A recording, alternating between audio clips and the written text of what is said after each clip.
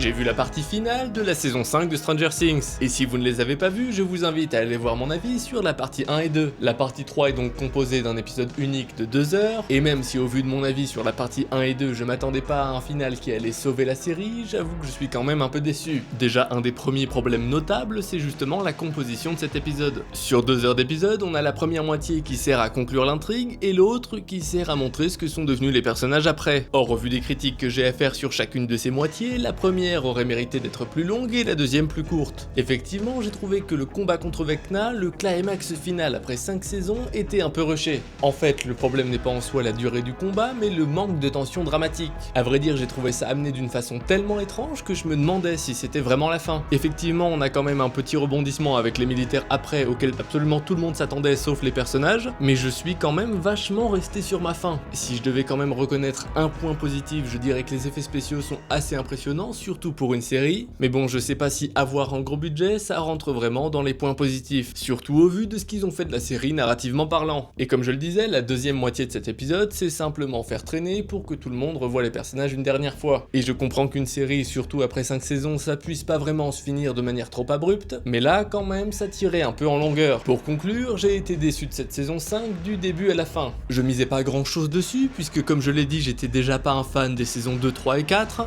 En revanche, ça m'a donné extrêmement envie d'aller revoir la saison 1. Dis-moi toi ce que t'as pensé de cette saison 5 en commentaire, et oublie pas de t'abonner parce que la suite arrive demain.